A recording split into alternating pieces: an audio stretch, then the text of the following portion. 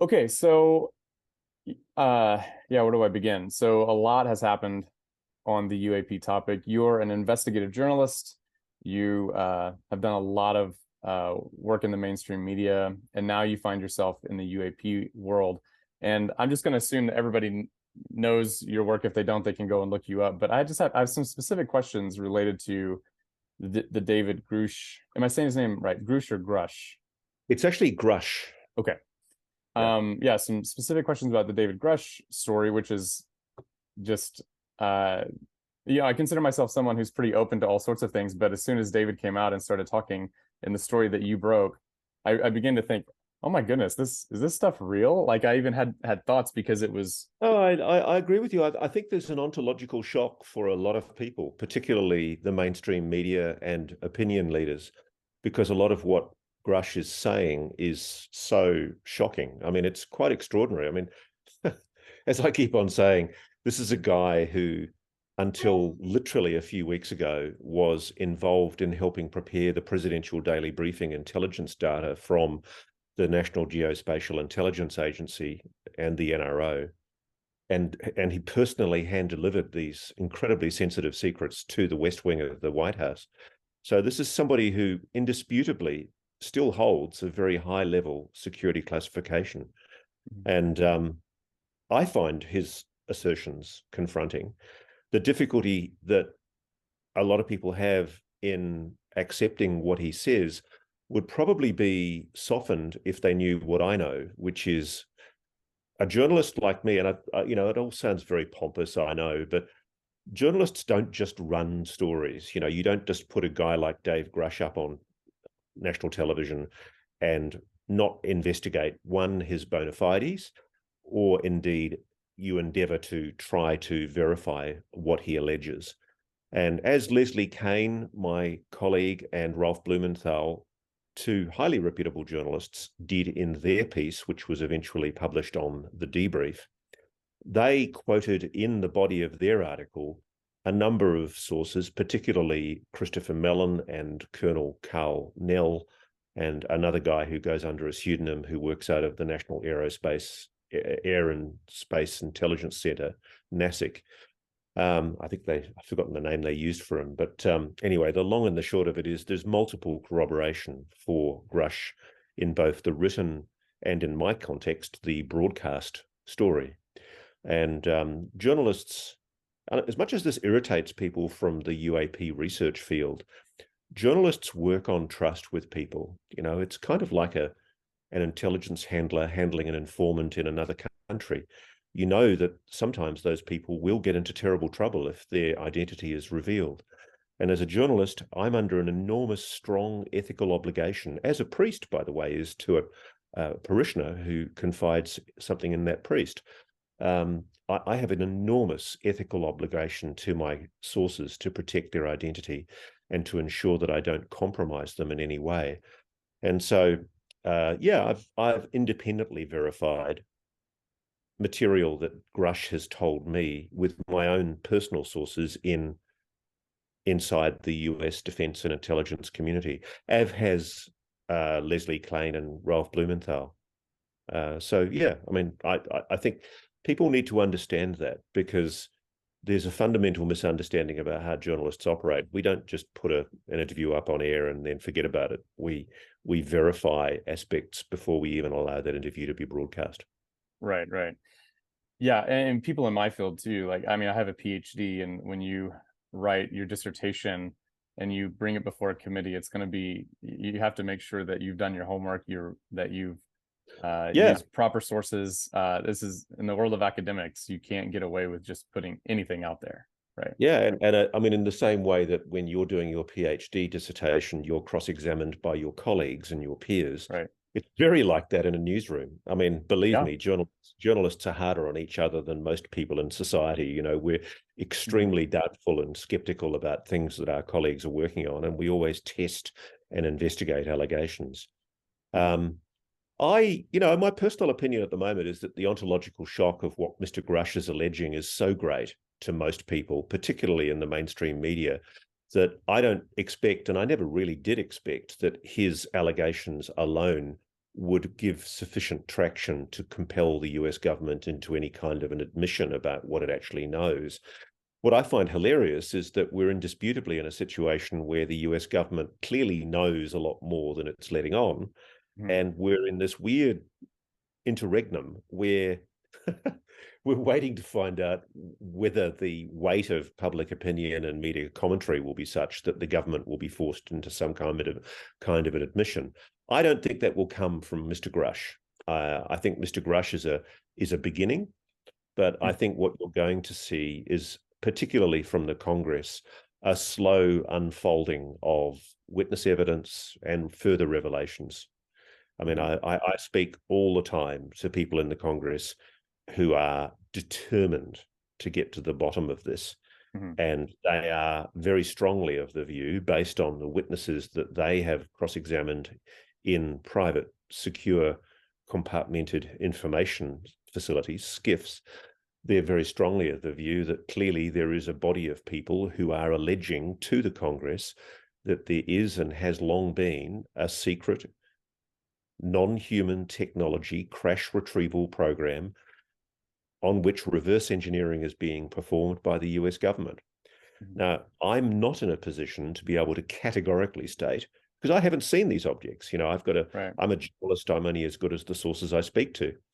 But surely to God, forgive my blasphemy for a moment, but surely to God, we're in a position where the circumstantial evidence is such that it ought properly to be the subject of shrewd investigation by the media and also by congressional oversight committees in a public way. And I'm a little skeptical. I must confess, you've got me this morning a little bit despondent, because I'm beginning to think that the intractable obduracy of those in the intelligence establishment is such that a decision has been made just to sit on this for as long as possible and to hold out that, they're not going to buckle under either congressional or media pressure and hope that they can just push through. Because and look, this is not me saying this is my sources. My sources are actually saying that the reluctance to be candid about what they know about what Mr. Grusch alleges stems from the fact that we are on the precipice of a confrontation with China. And there's also the risk of a nuclear conflagration with Russia. And in that context, I can understand why people in the US defense and intelligence community might take the view that now is not the time. David Grusch's claims are incredible, but his credentials and credibility, I mean, that's impeccable. I mean, I know. We're 2 weeks. Yeah. You and I are talking over 2 weeks now. It's like 16 days since the story aired and was published. And aside from a weird bunch of guys who claim to be able to do behavioral psychological analysis of facial features, there's been nobody that's laid, as far as I can see, any discernibly credible criticism on Mr. Grusch. And one of the things those people doing the behavioral analysis don't know about Mr. Grusch, or perhaps they haven't taken it into consideration, is that he's quite autistic. He's somebody who doesn't understand what people might call normal human social and emotional cues. He's a delightful man, David. He's extraordinarily intelligent, and he's a very good person to talk to. But yeah, he can be a bit weird sometimes in the way he responds to questions. And I'm just used to that because I know people who are autistic, and I think people need to take that into account when they talk to him. But here we are. It's like you and I are speaking over 2 weeks after the first broadcast, and nobody I know has given any discernible, credible analysis to draw any reason to doubt Mr. Grusch's claims, other than, oh my goodness, it's a shock, it can't possibly be true. And that's not an argument. The irony is Mr. Grusch has actually gone on oath, and people miss this. He's gone on oath to the Inspector General of the intelligence community, to the Inspector General of the Defense Department, and also to the HPSI, the House Permanent Select Committee for Intelligence, and also to the Senate Select Committee for Intelligence. And if he's lying, he's going to jail. That's the point. Yeah. Why would a very senior intelligence officer risk his reputation and his career Mhm. and go on the record with both Leslie Kane, Ralph Blumenthal, and I with these allegations, and also go on the record with the Congress under oath and the inspectors general under oath and make it all up? I mean, seriously, Yeah, it's you're in want for modus absurd. at this point. Yeah. Yeah. Yeah. And I guess what I'm a little sad about is I've been a journalist for 35, 37 years, and I started out training as an attorney. And one of the things you learn as an attorney is how to weigh evidence and how to assess evidence and how to question witnesses. And I've used that throughout my career in journalism to great success and good reputation. But the thing that shocks me is the willful blindness of much of the American mainstream media, which it isn't just actively ignoring Mr. Grusch. It's like it's running and hiding. Hmm. You know, you had this absurd situation where, forgive me if I've got her name wrong, Karine Jean-Pierre, the White House press secretary, lovely woman, but she was asked the direct question: "Are we alone? You know, is the U.S. government hiding evidence relating to aliens?" And rather than answer the question, the Yeah. White House press corps, supposedly the elite of the press in America, let her put it through to the keeper and say, "Oh, I'd rather you ask the Defense Department about that." Hmm. That was a direct evasion. Yeah. And at what point do I just think at the moment we're in a really interesting time of what this all says about the capacity for critical analysis in Hmm. American debate any longer. It's like, you know, you tell me. I mean, am I being unfair? I mean, I just think I Yeah. think there's a circumstantial level of evidence that Grush has got to, based on the fact that he's backed by corroborative witnesses, based on the fact that he's got this enormous reputation and Hmm. credibility, and based on the fact that in the 2 weeks since we broadcast, the Pentagon has not said a peep about David Grush. Have you noticed? And the Well, interesting thing is, you've got this willful blindness by the powerful in the media who could resolve this once and for all. mhm. You know, you could get the New York Times to say in an editorial, these issues need to be resolved. Because let me just explain this to you. Mhm. Back in the last Gulf War, Mhm. we were being told that we needed to invade Iraq based on the evidence of an anonymous intelligence source whom we were all being told about as investigative news media was an intelligence source that was vouched for by my country's intelligence services and by your CIA in particular. And I've had a long interest in this because I've done stories about it. There was a guy called Curveball, that was his code name, and he was actually a source that had been provided by Ahmed Chalabi, who I remember meeting from the Iraqi National Congress. And Curveball was a bullshit artist. He was a liar. He confabulated allegations that Saddam Hussein had weapons of mass destruction, that he was building nuclear weapons and chemical weapons.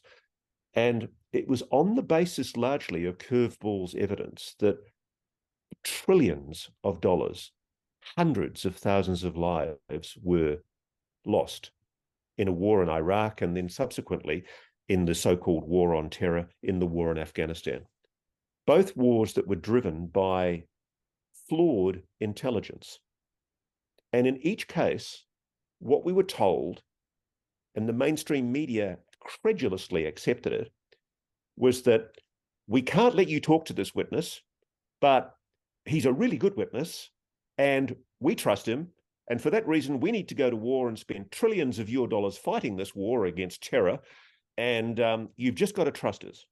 And you know what the New York Times, the Washington Post, the LA Times, the Boston Globe, the Chicago Sun-Times, all of the great newspapers of America did? The major networks, NBC, ABC, CBS, PBS, CNN, they all lamely trotted along and accepted the assurances of these intelligence officials that this hearsay intelligence source was somebody that we could trust. Now put that in the context of David Grusch. David Grusch is on the record, prepared to stick his neck out under oath and testify on a stack of Bibles, as he has done, that what he's telling is the truth. He's exposed himself to the risk of indefinite time in jail if he's lied. Why is there this double standard in the US media?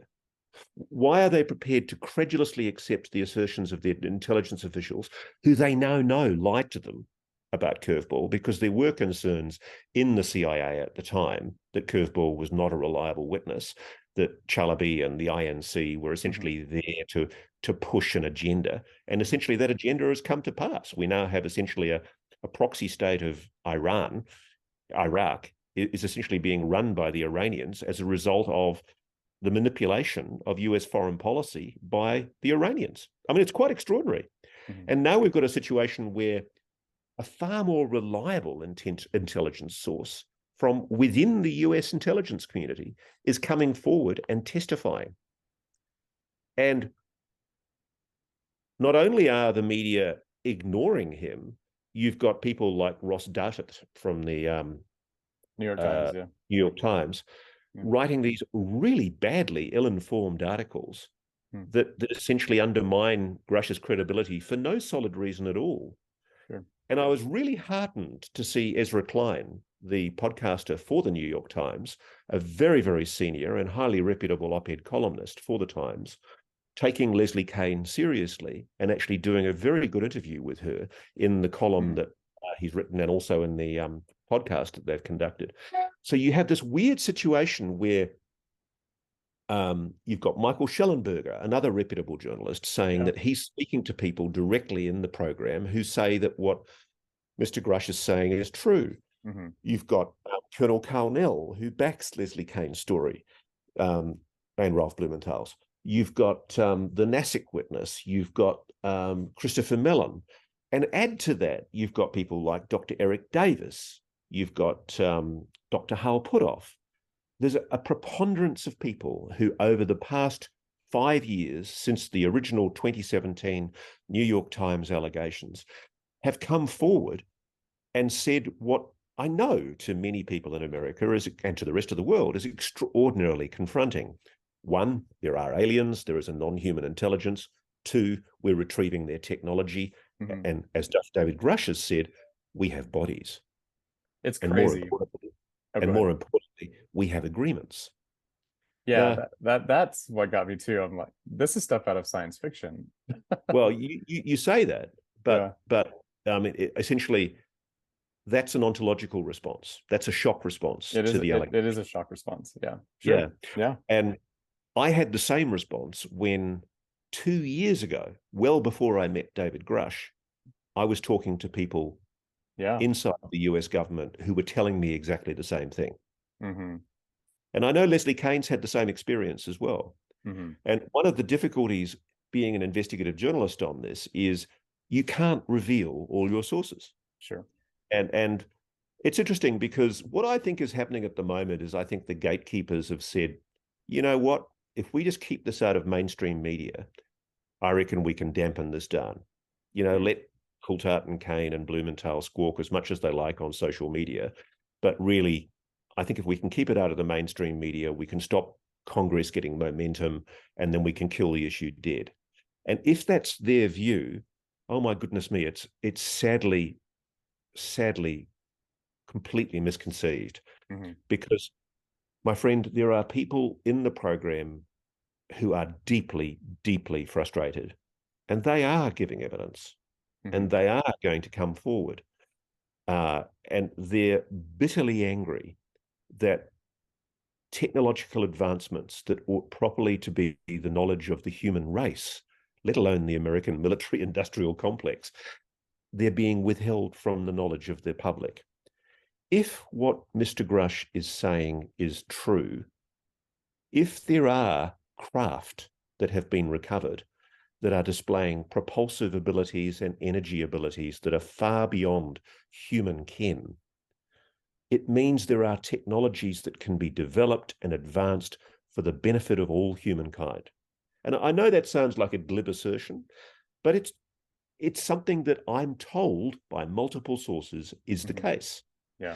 Now, there's a guy called Leonard Stringfield back in the 70s who was 50 years ago doing exactly what I'm doing now, Really? tilting Okay. windmills.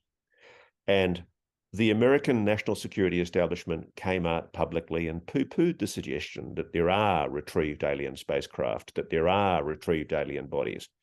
And people have forgotten that Mr. Stringfield also had sources on the record. He had documents, he had verification, credible information to suggest that what he was saying was the case. And the great tragedy is that for the last 50 years, people have labored, I'm told, inside a legacy crash retrieval reverse engineering program and been largely unsuccessful. Because good science is about sharing ideas. Good science is about questioning, interrogating other sources who can actually help you understand an issue. And unfortunately, because of the compartmented security on this whole issue, I've spoken to people who've told me that they've worked on objects and they've not known the provenance of those objects, but that they are clearly not of human hands. And they're not allowed.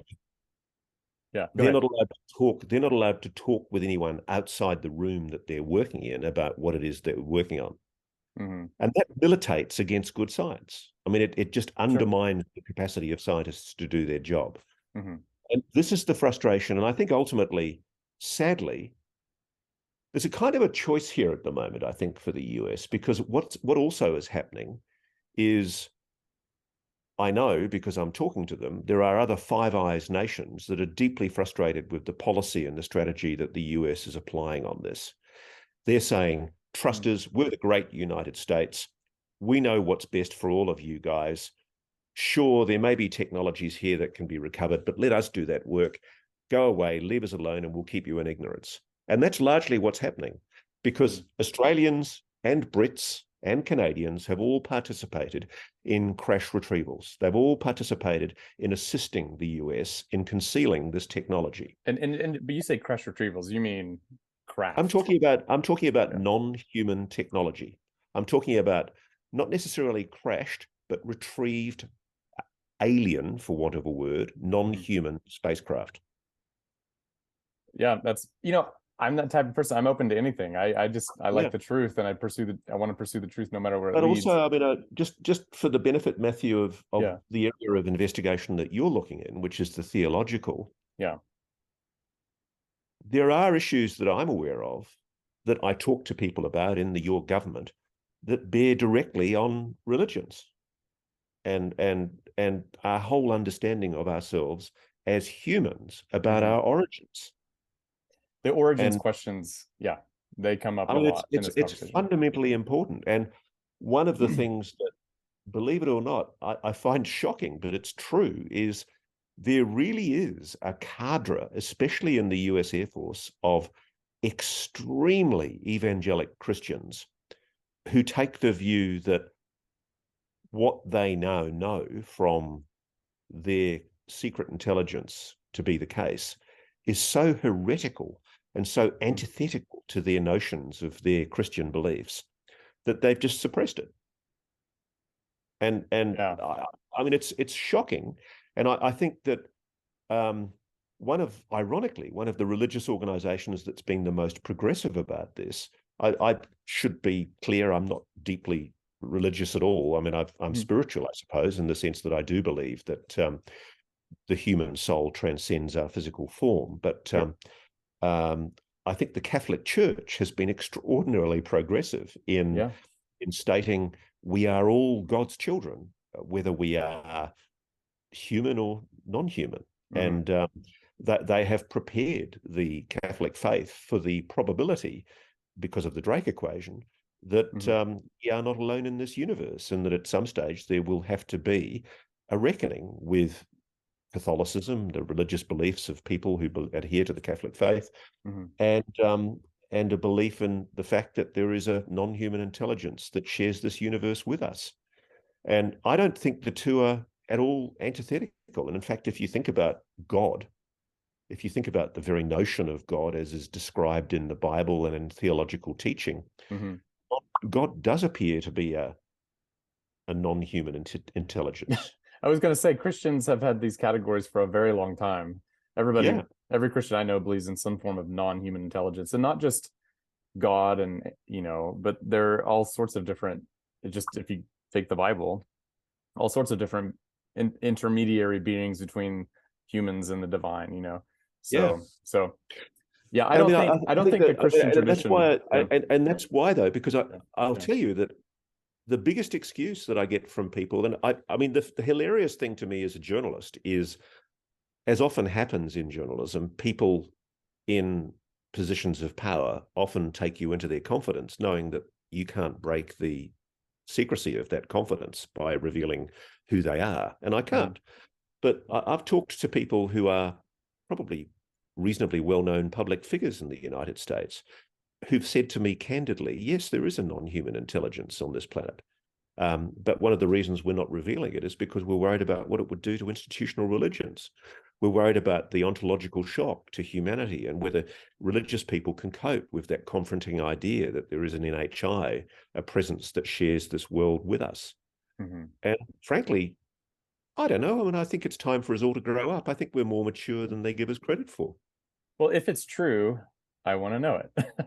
Yeah, If me it's too. true, I don't think the Christian faith at all is undermined by the No, existence of ET or whether they live on another planet or they're much more no, it's funny. I closer. mean, I So was privileged. I've got friends who are in the the ministering in different religions, and sure.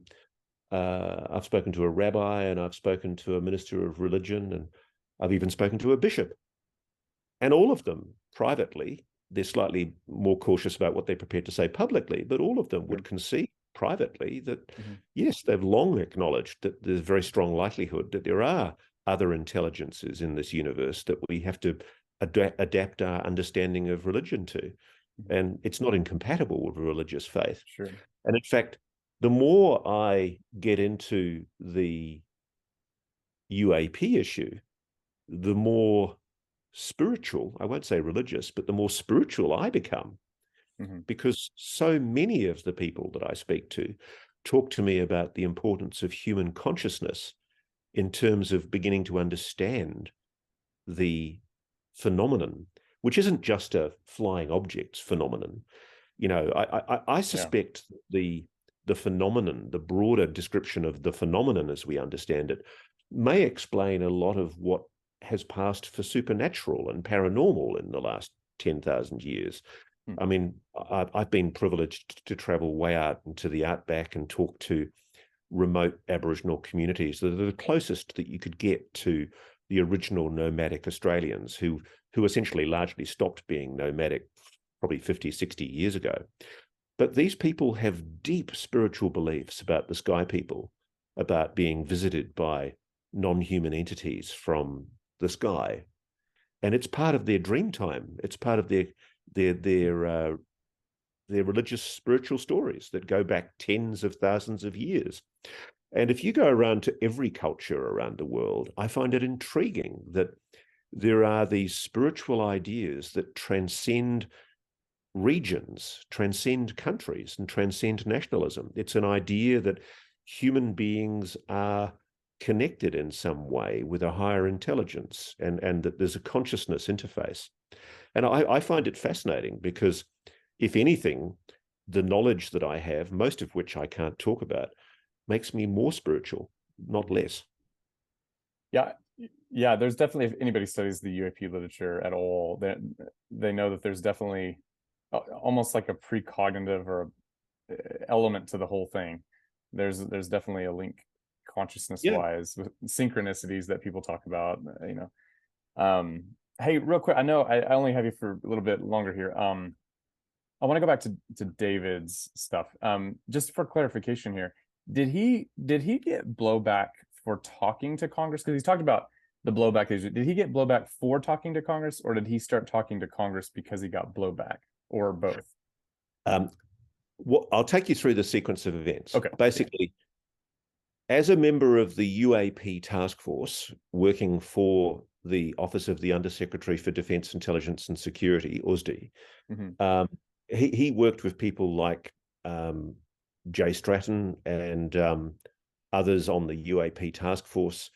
And because he had, from his previous roles, a very high compartmented top secret SCI clearance, he was able to get in to talk to people who otherwise would not have been allowed to talk to him because of their clearances.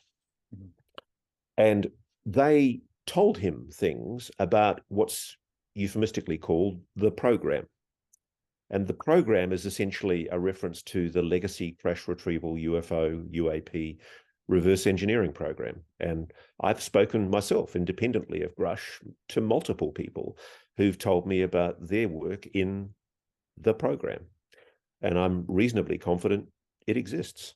I can never be 100% confident because obviously a journalist is only ever as good as their sources, and there's always the risk of some massive disinformation program, however unlikely that is.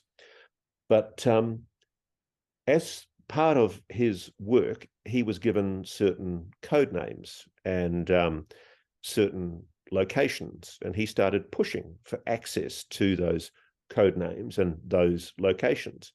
And it was at that point that the reprisals and the harassment began. And I can't talk out of faith to David and his lawyers. I can't go into the detail of what the nature of the reprisal and the harassment was, but it was not nice. It was very unpleasant. And as a result of consulting with his eminent attorney, Chuck McCullough, who himself is a former intelligence community inspector general, Chuck McCullough made a formal referral to the existing Inspector General of the intelligence community, and also, by the way, to the IG for the Defence Department. And those complaints are still ongoing. And they set out Mr. Grusch's complaints about reprisal and harassment for basically doing his job. You know, he was doing his job as he was instructed to do. He was completely within compliance of the law. And essentially, bad things started happening to him because of that. And as part of the Inspector General, not as lawyers, as part of the Inspector General of the intelligence community's investigation into Mr. Grusch's claims, the Inspector General made his own inquiries and called his own witnesses, including some of the people that Mr. Grusch had told him about. And those people independently, under oath, came forward from within the legacy UAP crash retrieval program. And this point has been missed, Matthew. This is an opportunity for you to make a point here. There is independent corroboration to the Inspector General by multiple witnesses under oath of what Mr. Grusch alleged, not just about reprisal, but of the existence of the UAP crash retrieval program.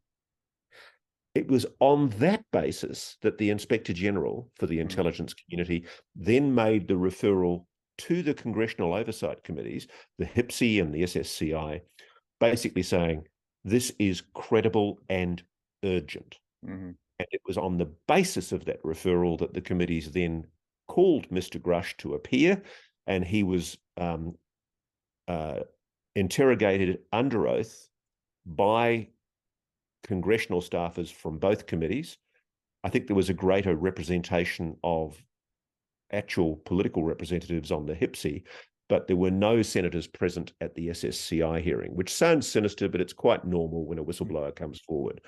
And essentially there is hours, many, many hours, probably about 11 hours of testimony that has been given by Mr. Grusch under oath to the House intelligence committees. And I have to be vague here, but I know that those investigations are still ongoing, and I know that there is a resolve by individuals on those committees, the senators and the representatives, to get to the bottom of this matter and to see it properly investigated. I still think, though, there's a possibility that their determinations may all be made in secret, because there's a possibility that it may all just be quietly validated, but that in the national security interest, the US determines that there's no good reason to bring it out in the open at the moment. I'm not saying necessarily that it will result in public hearings in the Congress. I know that's the wish of Representative Tim Burchett, who's the Tennessee representative, and I wish him well in his efforts. But dare I say, as a journalist, I can kind of understand the implications for why the United States might want to keep certain aspects of this secret. I'm not being an apologist for them, but for example, if what Mr. Grusch is saying is true and they've recovered craft, invariably that means that they have recovered things that offer magnificent new propulsion systems, possibly anti-gravity. We know from the study of the Alcubierre drive, which is the postulated way in which a space-time bubble can be put in front of a spacecraft, and it might be able to explain how craft can move vast distances through space and time almost instantaneously, and address the concerns raised by some skeptics that, you know, it's impossible for any living entity to move across the universe as fast as people say it is. It would probably be explanatory for a lot of that as well. And as well as that, there's the energy system capabilities. I can understand why, from talking to people in the national security and intelligence establishment in your country, there might be aspects of that that they might want to keep highly confidential. And I can respect that, because if this is true, what we're talking about is weaponry. And what we're talking about is awesome technology that could be misused for evil purposes. And I fully understand that. But what I don't understand is why there is such an intransigence to acknowledging what I'm very sure is the case, which is that there is a non-human intelligence engaging with this planet. And will there be more people coming forward in the way that David Grusch has, who have direct access? I think so, but a lot of it depends on what their perception is of how Mr. Grusch is treated. And so I think also, to be honest with you, the American public and the world have to make it clear they want this. I mean, there's such a hilariously dull response from mainstream media that people look to take the leadership on this issue. You know, it's almost willful. And you know, having been a journalist that reports on national security stuff myself and seeing how it works, one of the ways that intelligence services and defense departments control journalists is by limiting their access to interesting stories. And, you know, for example, today, the New York Times has got an extremely interesting story about how the FSB, the successor to the KGB, was involved in an alleged attempt to murder a Russian defector who was living in Florida. Now, that's a direct drop from the intelligence services. You know, that's the way it works. You know, if you're a national security correspondent for a major newspaper, you don't get that drop, that leak, that corroboration of what you need to tell the story unless you keep your nose clean. And if you go telling stories that upset the national security establishment about, say, for example, UFO, UAP crash retrieval programs, you don't get invited to the quiet little briefing that takes place in, you know, room 123 in the Pentagon. That's the way it works. And so there's a very tight control on national security and intelligence reporters in the United States from all of the major networks and all of the major newspapers. And I can understand why they're reticent about engaging with the Grusch allegations, because no doubt behind the scenes, there's a lot of poison being put down for Mr. Grusch. But what is telling is that to date, you'd think if the Pentagon had any dirt on Mr. Grusch, if they had anything that they could do to lay a glove on him, you'd think they would have laid it on him by now. And they haven't. And they can't. That's why. And just to make sure I understand the IG complaint that he filed, and he signed under, you know, threat of perjury, essentially, just so that I understand that, is is his allegation is part of that complaint the allegation that the Pentagon or elements within the Pentagon are hiding information from Congress? Is that part of what the IG would have found credible and urgent? Yeah, basically Okay. what we're talking about is It's not just a harassment claim that he's no, no, filing. no. Okay. It's the illegal withholding Okay. of programs that have not been properly disclosed. Gotcha. And if you remember, a lot of people get worried about the complexity of the legislation, but there was a piece of legislation that was passed in late 2022 called the NDAA, the National Defence Authorization Act. Mm-hmm. And there's I think it's section 1687, which is the clauses that deal with UAPs. And they specify, this is since David Grusch gave his evidence, they have mandated, the Congress has mandated under public pressure, it has passed laws requiring all government departments, particularly the spy agencies and the Defence Department, to come forward with any evidence of what they know about UAPs. Mm-hmm. And they've even done things like require that all non-disclosure agreements relating to UAPs be disclosed. And it's very clever legislation. And you know why it's so clever? Because David Grusch helped write it. So when I wrote an article on that piece of legislation, I read all the UAP stuff in that particular law, the NDAA. And one of the things I said in my article was that the assumption, because it uses language like we want to know about reverse engineering, crash material retrievals, and that's or not crash, but material retrievals, and all of that assumes that there's a high plausibility that there's actually a program that does that. Otherwise, Congress wouldn't have put it into law. This is I know not you just can them see playing that. You can games. see that. I can see that. Yeah. Why can't opinion leaders and media commentators see that? Because it's so weird. Why would the Congress be mandating investigations into alien spacecraft being concealed inside the US government or in private aerospace unless they think there's something there? And my question was, what evidence have they seen to warrant such language and to make such language intelligible? Yeah. And the answer to that seems to be David Grusch and others. Is that Oh, it's not just David Grusch. well, No, no, yeah, other people too. Yeah. But No, there high are multiple credible evidence, I should say. Yeah, there are multiple other witnesses that have given evidence to the Senate and the House. And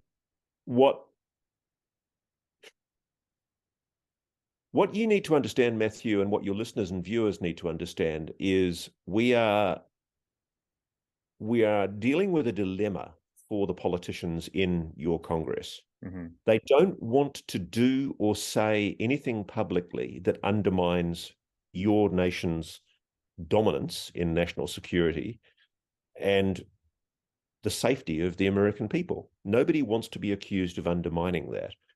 And at the moment, there's an incredibly vigorous lobby from the Defense Department who's arguing, that even disclosing the existence of a non-human intelligence on this planet would lead to a slippery slope. That what it would do is lead to the inevitable forced disclosure of crash retrieval programs that ought properly not to be disclosed in detail because the technologies that are represented by those programs are important to US national security. I don't accept that. I don't accept that disclosing to the world the existence of non-human intelligence necessarily requires the revelation of how these technologies work, what they are exactly. And to give you a good analogy, the best analogy of this is the US has long admitted that it's got nuclear weapons, that it's got hydrogen bombs and atom bombs. You and I don't need to know, and we should never know, how to make those weapons, those dreadful weapons. Mm-hmm. I recognize that there are things as a journalist that I ought properly not to know. I don't want top secret SCI clearanced material. I don't want to be leaked information that is highly sensitive, such as, for example, what Julian Assange leaked, recklessly, I believe. I do think that journalists have to weigh up and measure national security imperatives. And my country, Australia, is a close and friendly ally with America. We're part of the Five Eyes Alliance. And at the moment, I have friends who are in the military forces in Australia, and God help them, I don't want them going into a war with China if that happens, without the best possible capability of being able to defend themselves. So I can understand the priorities and the imperatives of people at the highest levels of your government and mine. Mm-hmm. But what I do not understand is why the solution to a fundamental mystery, whether or not we are alone in this universe, can't at least be acknowledged. Because it's staring us in the face that what we're being told is palpably untrue. I put it on my Twitter feed recently. John Ratcliffe, back in January, I hadn't seen it until just yesterday, former director of national intelligence, was asked directly on a Fox News bulletin, are we alone? Are there aliens? And he refused to answer the question. Why would it be so hard if you were the former director of national intelligence to answer that question? Why couldn't he just say, look, I've got no evidence to suggest that there are? Why could he not answer the question? Well, frankly, I know for a fact that the reason he can't answer the question is because there are aliens. And I know that there are going to be revelations coming out over the next few months, which will resolve that once and for all. And one of the things we were just talking about, and I want to make this point to be clear, was there is also going to be, I think, more definitive steps by Congress that make it very, very clear that Congress believes there are aliens and that there are non-human intelligences, and that Congress believes that there are materials being held, particularly in private aerospace, that ought properly to be revealed to the attention of the Congress. I think that within possibly as little as a few days, we'll know more about that. In a few days from now, from our talking? Oh, interesting. Okay, so, oh my goodness, you see, you say something and like there's a million questions that I want to follow up with, but that I won't do that. Yeah, but I mean, I'd certainly love to read anything that you've written before, and I'm happy to have another dialogue with you at some stage. But just at the moment, I'm really sorry. In the space, look. To give you an idea, I cleared my email before I came to speak to you, and I've now got 711 new messages. Oh my goodness. It is insane. I mean, I went on a show called Russell Brand last night. And they have 12 million viewers apparently, and it's like just about every one of them has approached me. So I'm just overwhelmed at the moment, and I'm a freelance investigative journalist. I'm not being funded to do this, and for those people out there, the debunkers who falsely assert that I'm about making money out of this, I am most assuredly not making money out of this. I'm doing this because I passionately believe it's an important story, and I think it ought properly to be revealed to the world. Yeah. Well, you deserve a beer. Go grab a beer. I appreciate what you're doing. It's a fascinating topic, and it's one that I'm trying to wrap my head around for sure. But I appreciate your work. Yeah, thank you very much, Matthew, and good luck with your writing. I'd love to see anything you've written about it.